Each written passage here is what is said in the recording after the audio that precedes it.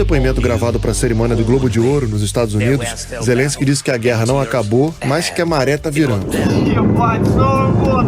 Só que os bombardeios russos continuam. No momento em que a guerra na Ucrânia se aproxima de completar 1 ano, a impressão é de que ela está muito longe do fim. Os combates não foram interrompidos pelo inverno e os avanços acontecem a conta-gotas, a um custo humano devastador. A conquista de Soledar, no leste da Ucrânia, seria uma importante vitória para o Kremlin depois de ter perdido territórios no sul e no nordeste do país. As minas de sal da cidade formam 160 quilômetros de túneis que poderiam dar uma grande vantagem militar para os russos, abrigando soldados e equipamentos. Os ucranianos prometem resistir até o fim e rejeitam ceder 1 centímetro sequer de seu território. Já os russos se veem diante de escolhas difíceis, como aumentar o contingente militar no país vizinho. Os dois lados também dão sinais de que se preparam para novas ofensivas na primavera no hemisfério norte, que podem marcar uma nova etapa no conflito. O secretário-geral da OTAN, Jens Stoltenberg, disse hoje que a Rússia está mobilizando mais tropas e que não deve ser subestimada. Ele pediu aos países, tanto da Organização Militar quanto da União Europeia, que estejam preparados para o longo prazo. No campo externo, Kiev ainda conta com apoio ocidental, na forma de dinheiro e armas avançadas, que vem fazendo a diferença na defesa contra a invasão. Os russos ainda têm em Pequim um aliado próximo, mas dentro do Kremlin, o presidente Vladimir Putin dá sinais de desconfiança em relação aos seus comandantes militares.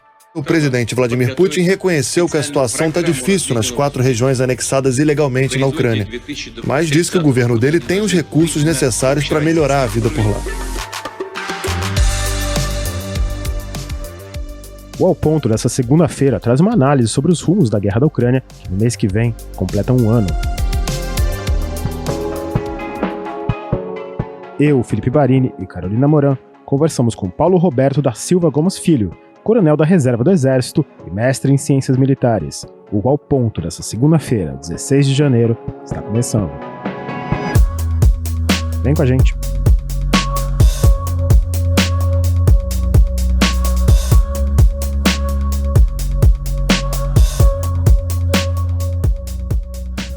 Paulo Filho, bem-vindo aqui ao podcast. A gente está caminhando para o 2º ano da guerra na Ucrânia, uma guerra que o Vladimir Putin pensou que seria rápida e devastadora. A gente vê que ele acertou a parte da devastadora, mas o conflito ainda parece cada vez mais longe do fim. Ainda é cedo para dizer que a operação militar, do jeito que o Kremlin queria, está sendo um fracasso? Não, Felipe, não é cedo não. Realmente a operação militar está saindo muito diferente do que o Kremlin imaginava no início. Eles imaginavam que poderiam tomar a capital Kiev num movimento rápido, em questão de horas, 72, 96 horas, retirar o presidente Zelensky do poder e instalar um presidente favorável aos russos, né, mudar o regime lá na Ucrânia e colocar um regime mais favorável, bastante mais favorável ao Kremlin, do tipo que nós temos lá em Belarus hoje em dia, né?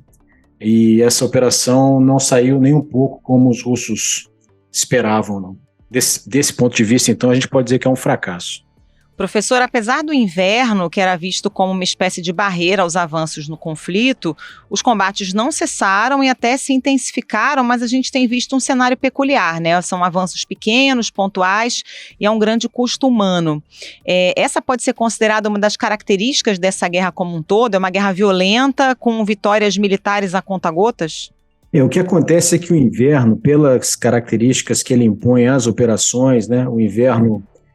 as temperaturas são muito frias, né? Mas antes mesmo do inverno, no outono, no final do outono no hemisfério norte, naquela região da Ucrânia, o terreno fica muito ruim para o deslocamento das viaturas, né? Tanto dos caminhões que levam apoio logístico, quanto das viaturas blindadas, ou mesmo das viaturas que transportam o pessoal no campo de batalha.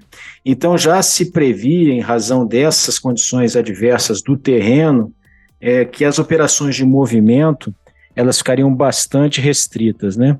Agora, isso não impede operações de infantaria, de homens a pé, como a que nós estamos vendo lá na região de Bakhmut, na região de Soledar, onde há um conflito bastante encarniçado, que é basicamente homem a homem, né, quarteirão a quarteirão. Então, nesse tipo de combate, homem a homem, o terreno ele não tem tanta relevância assim, né? As pessoas se deslocam a pé e não em viaturas. Por isso que nós estamos assistindo a uma guerra nesse momento em que não há grandes movimentos de tropa, não há grandes conquistas de grandes áreas, como a gente viu no início, né? No início nós vimos uma grande penetração russa no território ucraniano, depois uma contraofensiva ucraniana, reconquistando boa parte do território, e agora nós vemos essa estabilidade. Essa estabilidade deve ser mantida até o auge do inverno, porque as temperaturas elas ficam tão baixas que essa lama, né, ela congela e volta a ser possível o movimento das viaturas. Mas aí o que atrapalha são as temperaturas propriamente ditas, né, muito frias, que aí impedem as operações. Mas à medida que janeiro for terminando, fevereiro comece, já que se aproxime aí a primavera no hemisfério norte, é provável que a gente volte a assistir operações de grande movimento, com a Rússia tentando uma ofensiva ou a Ucrânia tentando uma contraofensiva.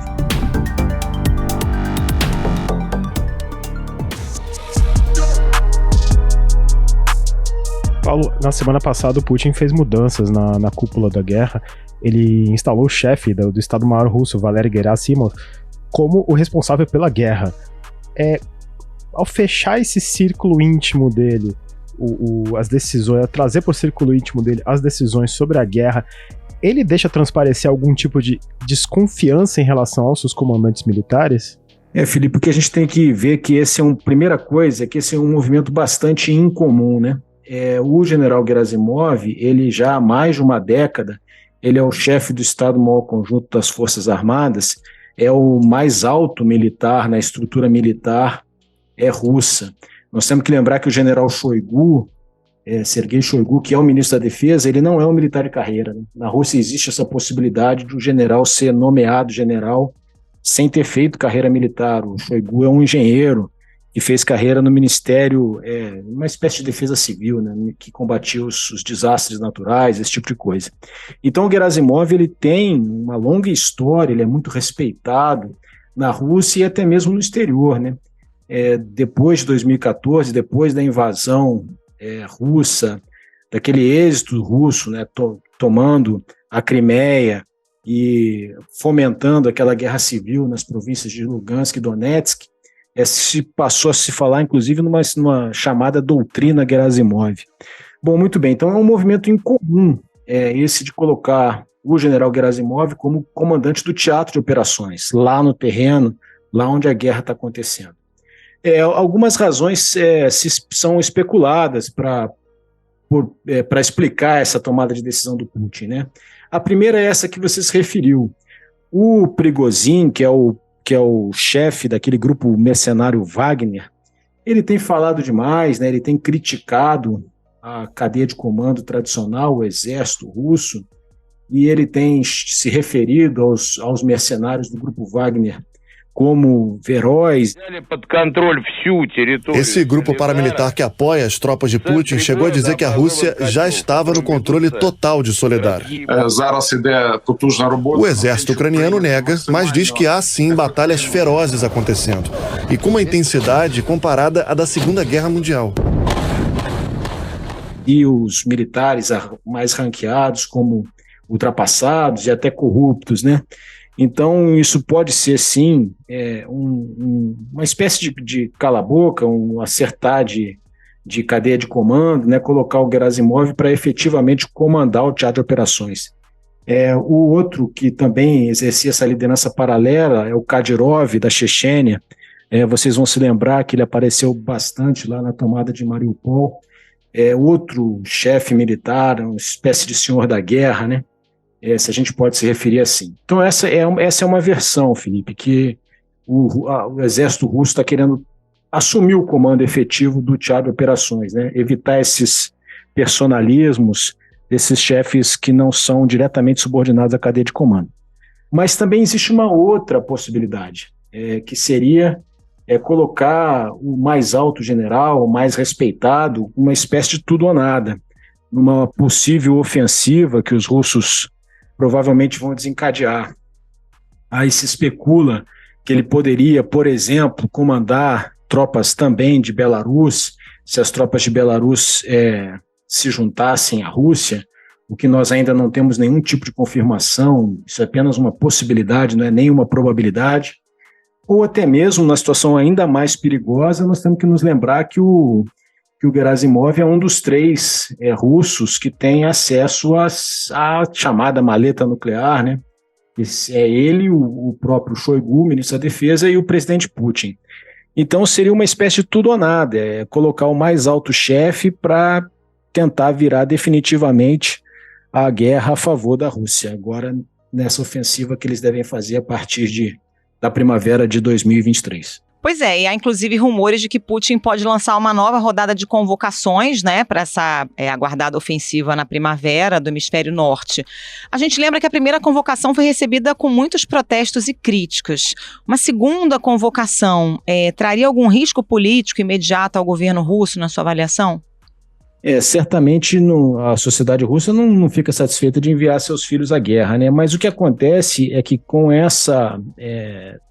esse movimento que nós vimos no Ocidente recentemente, dos Estados Unidos mandarem os carros de combate Bradley e os obuseiros Paladin, ou seja, material blindados, bastante modernos e bastante relevantes para a guerra, a França mandar as viaturas blindadas de cavalaria, a MX-10, né, que são tanques leves, ou a Alemanha mandar os carros Marder. Agora nós vemos a Inglaterra prometer que vai mandar os carros de combate principais, os Challenger 2, a Polônia falando que vai mandar os carros de combate Leopard 2. Então o que nós estamos vendo, assistindo por parte do Ocidente, né? Uma espécie de dobra de aposta, né? Parece que o Ocidente se convenceu que a Ucrânia pode vencer a guerra e está fornecendo os meios militares mais relevantes para apoiar a Ucrânia nessa direção. Quando a Rússia percebe esse movimento ocidental, fica mais fácil para o presidente Putin vender lá dentro da Rússia, vender para o público interno a narrativa que ele sempre contou, que era de que a guerra da Rússia não é contra a Ucrânia, que é contra todo o Ocidente. E aí, se é uma guerra contra todo o Ocidente, fica, em tese, mais fácil dele solicitar, né, para a sociedade russa essa nova convocação. Ele vai dizer, olha só, nós estamos lutando contra todo o Ocidente quer nos destruir. Esse tipo de narrativa, que a gente sabe que não é exatamente essa a verdade, mas é que ele acaba convencendo a população russa nesse sentido, né, de apoiar com mais vigor o esforço de guerra. É possível que seja isso também, Carolina. Passando por outro lado do fronte, os ucranianos eles estão muito unidos em torno de Volodymyr Zelensky e da resistência, mesmo diante de falta de luz, de água, de aquecimento, de comida, de ataques diários de mísseis. Essa resistência, essa união em torno da ideia de resistir a uma invasão estrangeira, em torno de um líder, ela está fazendo a grande diferença ao lado das armas ocidentais na capacidade de resistência dos ucranianos? Sem dúvida nenhuma, Felipe. A força moral, né, de uma nação, né, a vontade de lutar, a vontade de defender a sua própria casa, o seu próprio território, faz toda a diferença. Se isso não existisse, né, se acontecesse o que a propaganda russa dizia que ia acontecer, né, que aquelas pessoas, na verdade, eram russos e que receberiam de braços abertos os russos que estariam, na verdade, retomando o seu próprio território, a guerra já teria acabado. Mas o que os ucranianos estão mostrando é que não é essa a verdade. A verdade é que eles têm um amor pela sua própria terra, pela sua própria casa, pela sua própria pátria, e estão lutando. E o presidente Zelensky soube, de forma até surpreendente, para um político que, na verdade, não era político, né? Ele estava estreando na política, já diretamente na função de presidente. Ele soube galvanizar a vontade do povo, ele soube reunir apoios internacionais, né?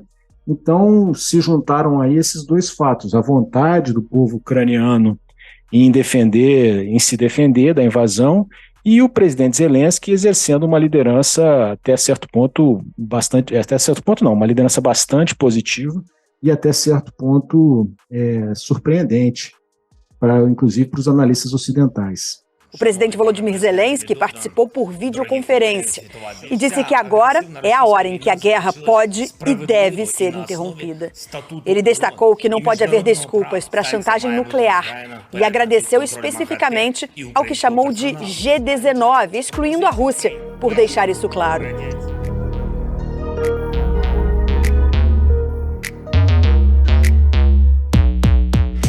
Professor, a gente tem dois lados aí irredutíveis, né, sobre suas posições para um cessar-fogo. A Rússia não manifesta qualquer intenção de interromper os ataques. Na sua avaliação, qual é o cenário daqui para frente? Há o risco da gente chegar a um cenário parecido com o do final da guerra entre Irã e Iraque, com os dois lados forçados a um acordo porque não tinham mais condições de seguir lutando? Carolina, o que acontece é que uma guerra só termina quando um dos lados, ou nesse exemplo que você deu aí, os dois lados, né, desistem de lutar. E os ucranianos já deixaram muito claro que eles não vão desistir de lutar enquanto eles não recuperarem o território que foi invadido, né?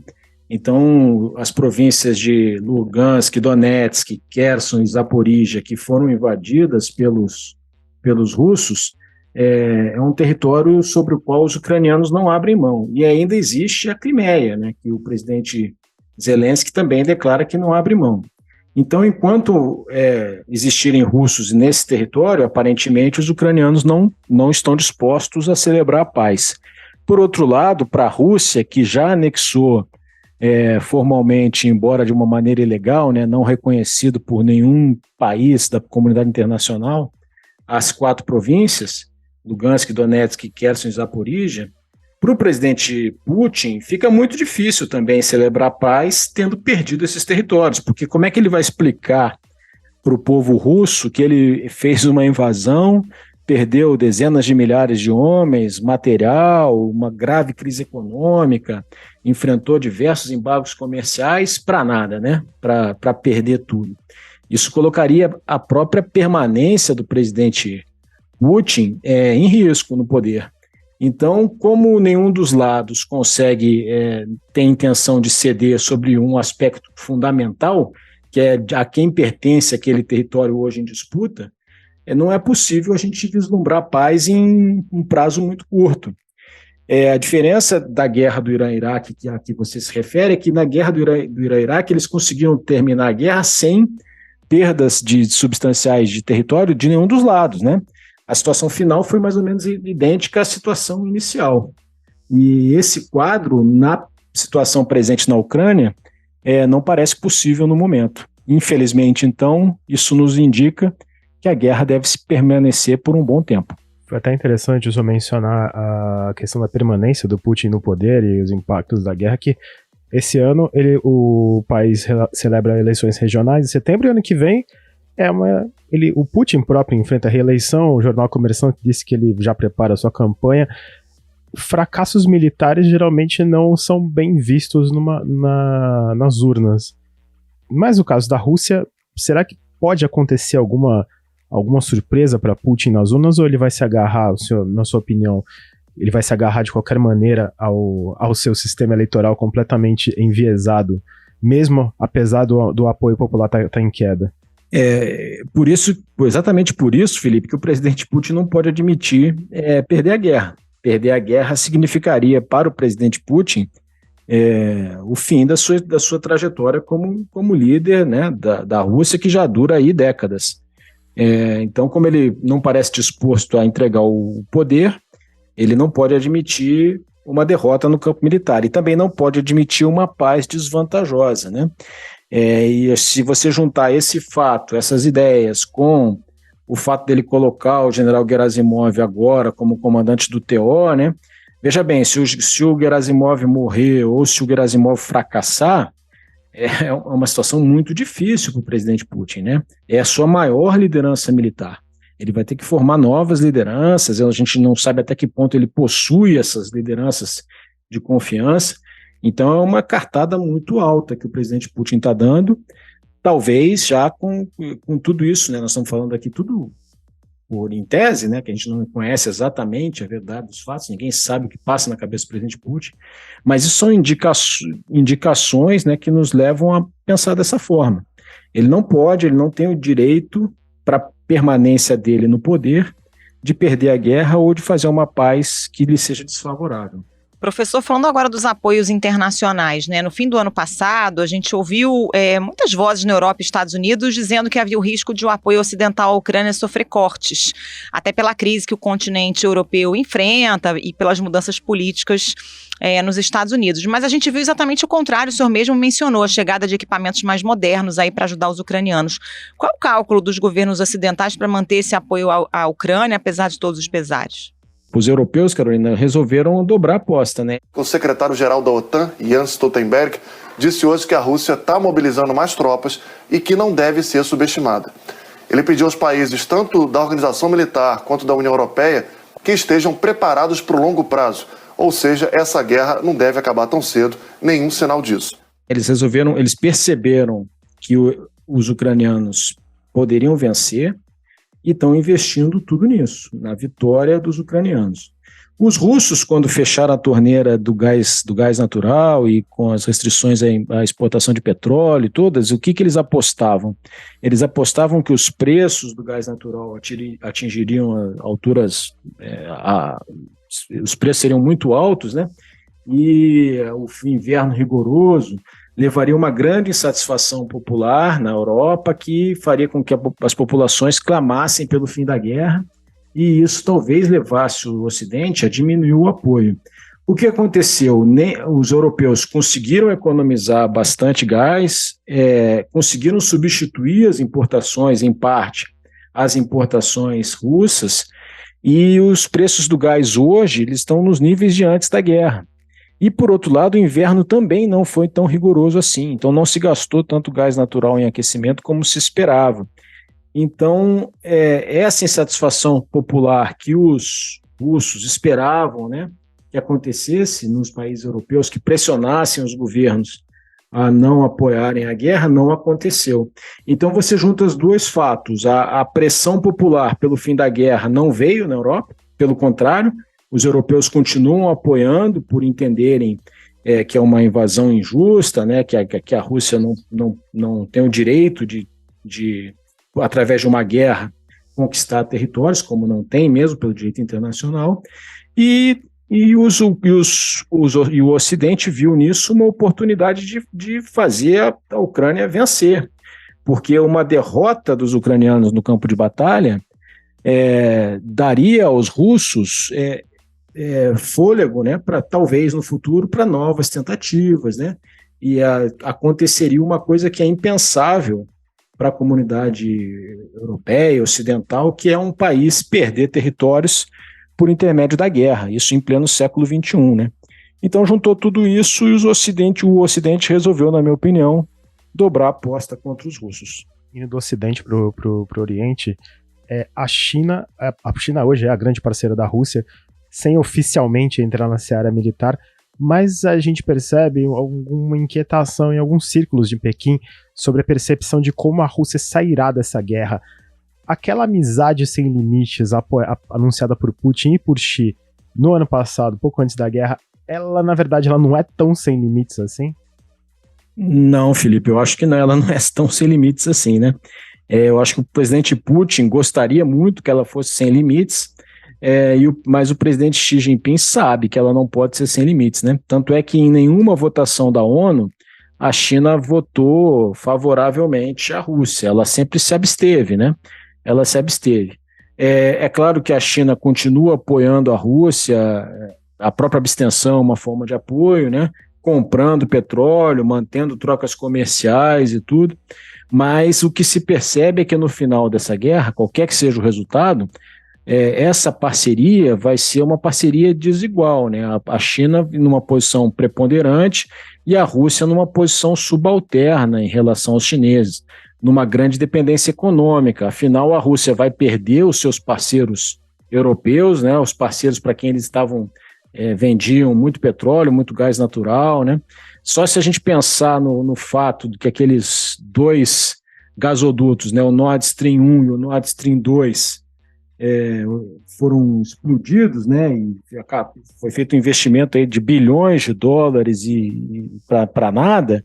Então você já imagina o quanto que as relações econômicas e comerciais entre Rússia e Europa se desfizeram, né, se distanciaram completamente.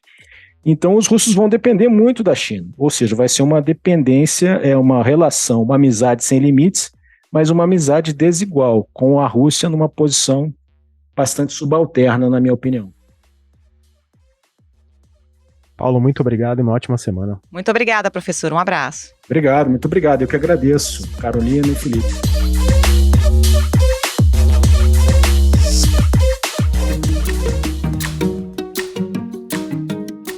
Esse foi o Ao Ponto de hoje, o podcast diário da redação do Globo. Nessa conversa a gente conta com a participação de toda a equipe do jornal, as mesmas pessoas que levam até você informação e análise de qualidade todos os dias. Quer saber mais? Assine o Globo. Acesse assineoglobo.com.br e confira todas as notícias e reportagens especiais. A edição desse episódio é de João Guilherme Lacerda. Até mais. Até mais.